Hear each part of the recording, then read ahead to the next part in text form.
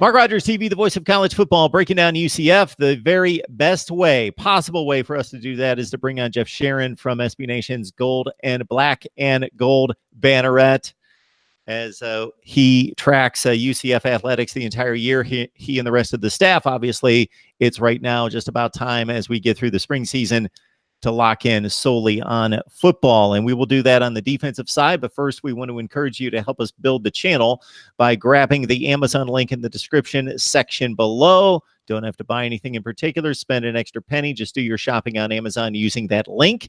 And also, we have 2 exclusive live streams for you each and every week at the Voice of College Football Community. Grab the link in the description section below for that as well. One of those reaction videos, I respond to your viewer comments, which is surpassed 40,000 comments this year. So thank you.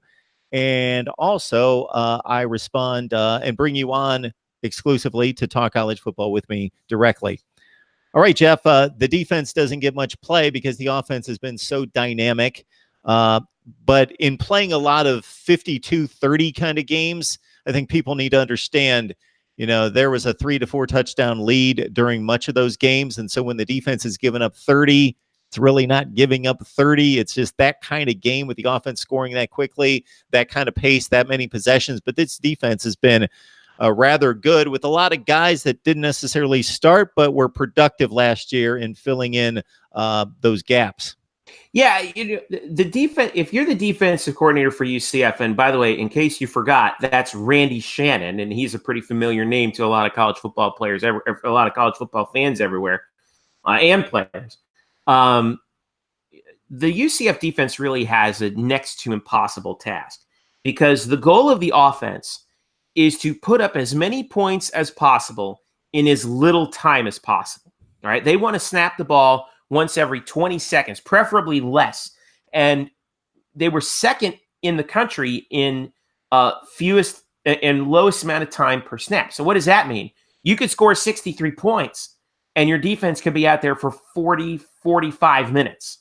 So what's your philosophy on defense? How do you handle being out there on the field for so long? So obviously, yeah, you're going to give up yardage. You're going to give up your fair share of points too.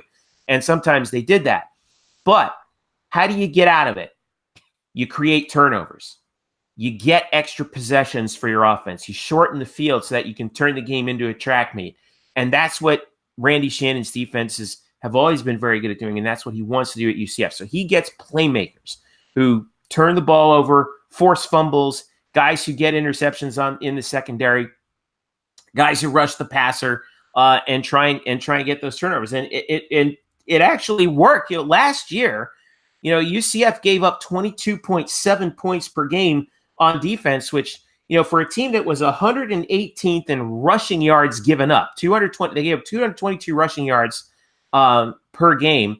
They were actually 36th in the country in scoring defense. So that's classic bend but don't break. 95th in the country in total yardage given up, top 40 in points given up. So, like I said, it really is a masterful job by Randy Shannon. When you think of it, he became the master of the second half adjustment last year.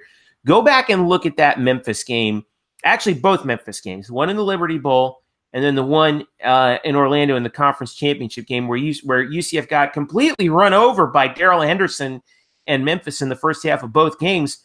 But what did they do? They held Memphis to single digits in the second half of both of those games. And that's credit to Randy Shannon, the king of the second half adjustment. And he actually helped to get UCF back into the game against LSU in the Fiesta Bowl in that respect. So I think that Randy's done an excellent job. What's great about this is that because Josh Heupel is here, because he's in a place like UCF, it allows Randy to just coach. And that's what Randy wants to do. And that's really what all coaches want to do. And I think that the way it worked out for UCF is great.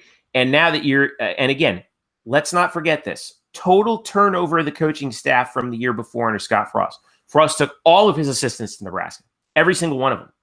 So UCF had to hire a completely new coaching staff. No holdovers. There were even a few holdovers from when George O'Leary was here. Okay? And then when Scott Frost took over. But year number 2, under this new system, with Josh Heupel running the offense and with Randy Shannon running the defense, I would expect them to be even more well-versed now that they've already figured out the terminology, figured out the scheme, figured out how things were different from underneath the previous regime, and they should be even better this year, I think. Jeff, when you talk about a concept that gives up some big plays, but tackles in space and has that electric kind of speed coming off the edge and playmakers in the secondary that break on the ball and create turnovers that change games, you're missing one, of course, with Titus Davis moving on, 17 tackles for loss and 6.5 sacks. Yeah. Just your thoughts about who's coming back and who you like in particular. Titus is a good example of a guy who was a key leader last year for UCF, especially with the pass rush. And you might see that and think, man, this team's going to be hurting, especially in the front seven. But one of the key things for UCF is even though they lost several guys in the front seven, we talked about Titus. We talked also about one of the key guys that UCF is going to miss. Also, their one of their inside linebacker or their middle linebacker, and Randy Shannon's 4-3, Pat Jasinski, Savage Pat, they call him. He's also moved on. But the key for UCF, and this is what's been great about what these last two coaching staffs have done, is they've stocked up on the depth. And even though UCF returns only 2 guys in the front 7, they return a bunch of guys who were big-time contributors, especially toward the end of last year when we started to see that attrition and your depth sort of has to come into play. Guys like Randy Charlton, who was a sophomore, coming in this year. It was a freshman last year. He was excellent. Eric Gilliard, who was all over the place in the second half of the season. Eric Mitchell, a junior linebacker, who's going to be asked to contribute. Brendan Hayes is the only senior coming back on the defensive line, but Hayes was kind of left off of the sort of his spotlight was taken up by Tristan Hill, who was drafted by the Dallas Cowboys. Well, now Brendan's sort of the anchor of that defensive line now. So he's the key senior on the front 4. And I know you mentioned Titus Davis, who moved on, but one of the key guys I think on defense for UCF who's going to be really outstanding and people are going to hear a lot about is Nate Evans. Nate Evans has really developed over the last couple of years into an excellent pass rusher up front. Last year, he was second on the team with 99 tackles, 55 of them were solo, and is also very good in pass defense too. Was able to get back into coverage and had a few passes defended to his credit. Had a big fumble return touchdown against you in a key situation for them last year. So look out for Nate Evans, I think, in the middle last year. So yes, the front 7 lost a lot of guys, but they stocked up before, so it's next man up. And I don't think there's going to be that much of a step off for UCF's front 7. They might even be better this year than last year. Richie Grant filling of the box score as well from the secondary, 108 tackles and 6 picks. Richie Grant if you ask me who's the star of the defense, it's Richie Grant.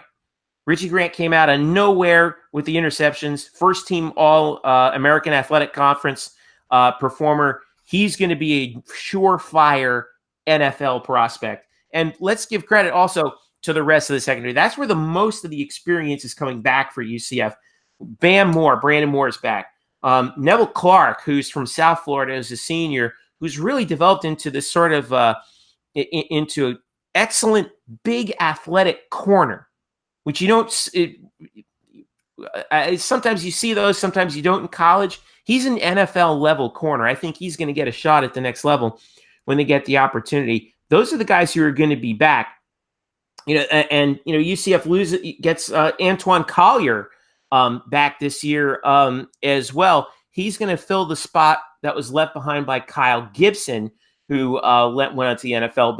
But Gibson was a stalwart back there in the secondary, especially the last couple years. Collier actually has seen a lot of action as a nickel back in key moments. In fact, he was the guy who caught the game-ending interception in the Peach Bowl against Auburn that sealed the 13-0 season 2 years ago as a freshman. So now he's a junior. He steps into that other safety role. He's going to be a key figure going forward. And actually, and it's funny, we mentioned Collier getting a lot of playing time. The last 2 bowl games Kyle Gibson has actually been kicked out of because of targeting penalties. So that's why Collier was back there against Auburn. And that's why he played against quite a bit against LSU as well. So he's got experience back there. The secondary is all set for UCF. That's going to be key because, like you said, this bend but don't break defense. There's going to be a lot of there's going to be places where these guys are going to have to tackle in the open field, and